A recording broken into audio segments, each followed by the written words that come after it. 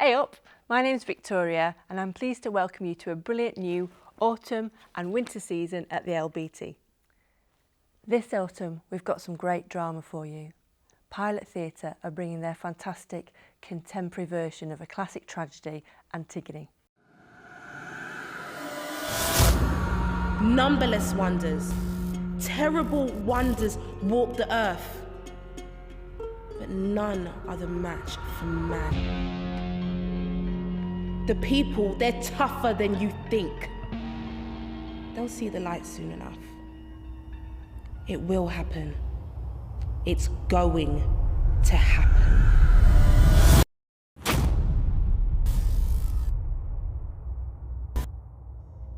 We've also got local passion and hearts and history in the brand new play by Mick Martin, England Arise. England Arise is taken from the entirely true story of two guys, Arthur Gardner, who was a dyer's labourer in Huddersfield in 1914, and he was a self-educated product of the Socialist Sunday schools around here at this time, and basically he was passionately against the First World War. So England Arise is a story of the anti-war movement in Huddersfield, which Huddersfield was a real centre of the anti-war movement in the 1914-1916 period. And it's all taken from a book, Comrades in Conscience, by a chap called Cyril Pearce, who is a Huddersfield historian who basically interviewed Arthur Gardner when he was an old man in about 1968 or 9 and found out about the story, because it's a story that's largely been airbrushed out of history. A brave stand. So obviously with the centenary coming along, we thought, what a wonderful moment to tell an actual alternative story of the First World War, which is set entirely on the home front and entirely actually about political opposition to the war. And it's very funny. And if you want an absolutely riotous, funny night out of the theatre, you can't miss She Stoops to Conquer by Northern Broadsides. It's got big frocks and big wigs, as well as great big laughs. Theatre is brilliant for people of any age, but it's a particular joy when children come to theatre for the first time. And we've got some great family shows on for you. Well-loved stories like The Pied Piper, but also new experiences too. And we've got a brand new story, Inside Out, by one of our resident companies, Telltale Hearts, all about the fun of dressing up.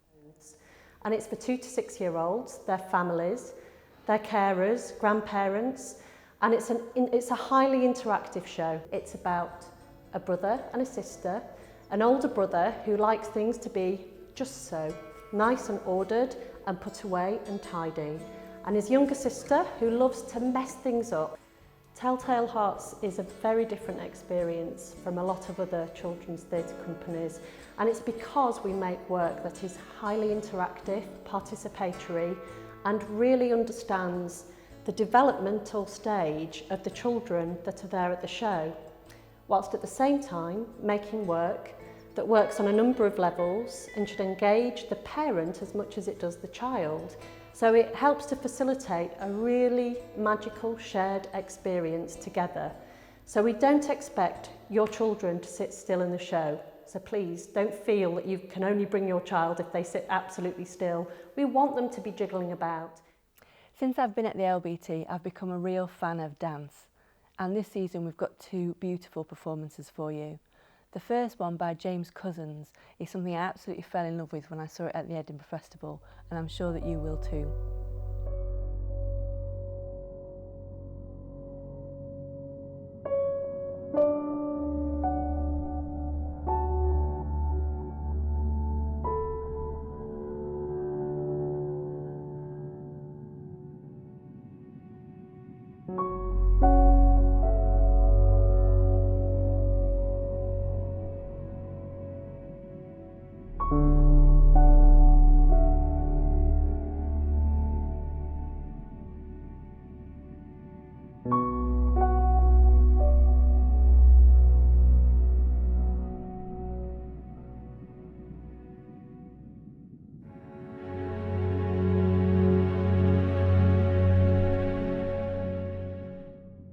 The other piece, Broken by Motion House, which we have on in January, is really frenetic, energetic, athletic, and has got an extraordinary set full of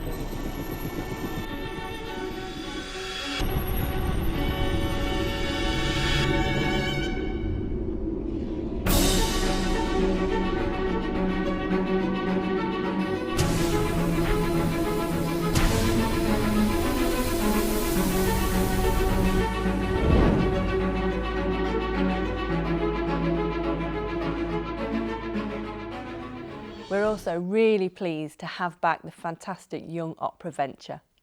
In terms of the audience that we'd like to meet and we'd like to reach, it's actually people who've never seen an opera before. Those are our target audience. The Magic Flute was written by Mozart, and even if you're not sure who Mozart was, you probably could hum a lot of his music. He's a very famous composer, and I dare say you know quite a lot of his tunes. The Magic Flute, on the other hand, is actually what they used to call a Singspiel. They still call it a Singspiel. It means that you have songs and arias and scenes where everyone's singing together, but also the scenes are linked by dialogue. So we sort of break out of singing and we actually we act and we talk to each other. It's full of fantasies. There's magical queens, magical ladies, lots of imagery and sort of otherworldliness as well, which is actually written into the opera. And of course, it's what we're doing as well as part of our set. So yeah, I implore you. It's not a kid's story, but it's absolutely fine. You know, children will understand it and they'll delight in the fantasy of it all and the otherworldliness of it all. But adults as well, there's plenty for you to feast your eyes on and your ears on. So I implore you to come. We'd like LBT to be a place where you can come and celebrate at any time during the year. So at Halloween you could bring little ones along to see the great puppet performance Little Frankenstein. Or you could take a walk around the town centre for the scary ghost walk that is Shuddersfield. And at the winter solstice, we've got a great music night with Claire Mooney, who is just a big heart on a stick. Festive Sound Women is a brilliant musical, spoken word, comic extravaganza of women's entertainment. It's for emerging and some well-established women entertainers. The audience is always mixed and we welcome anybody, truly any age can come to Sound Women. And it's kind of to reflect on the year we've just had and to celebrate the year we're going into. But it's good fun and there's a free raffle. There are 10 gifts for everybody who buys a ticket. You may win the raffle and I'm telling you, it's a really good gift. Theatre is a place to share great passions, and this season we're trying something new with film and looking at our passion for celluloid. We're launching a new season of Classics on Celluloid. That's the title that we're giving to it. The choices that we made were based on the casts, the writers, the original source material, and the directors. Rosencrantz and Guildenstern Are Dead is a highly unusual play because it's based on two minor characters in Hamlet who come to the fore. So all the background of Hamlet is going on in the background, but you've got these two idiots bumbling around, all these murders and corpses everywhere, and they're kind of going, oh, what's going on here? And wow, how can this be happening? And you see the mechanics and the dynamics of Hamlet through their eyes.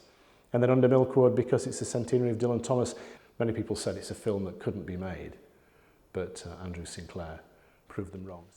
And if you like a laugh, our comedy season is like a who's who in comedy.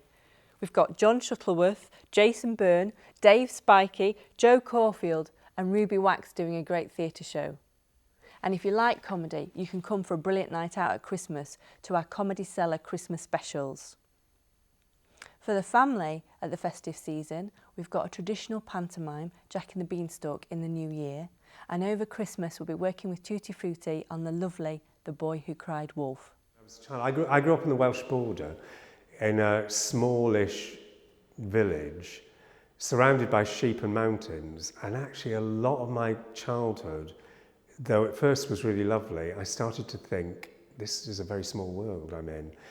The Boy Who Cried Wolf, as a story, I started to think about it actually because it comes across as quite finger-wagging, but I kind of thought maybe this is a story about a boy who wants to see a bigger side of the world. And so that's where it started. So that's the story we're telling. It's funny, entertaining, got lots of music in it. The boy goes up the mountain 3 times, and each time is very different. When I asked my kids what I should say about this show, they said, tell them about the dancing sheep. It's got dancing sheep in, they sing as well. The sheep are funny. In fact, although it's called The Boy Who Cried Wolf, he spends more time with his sheep than he does with the wolf.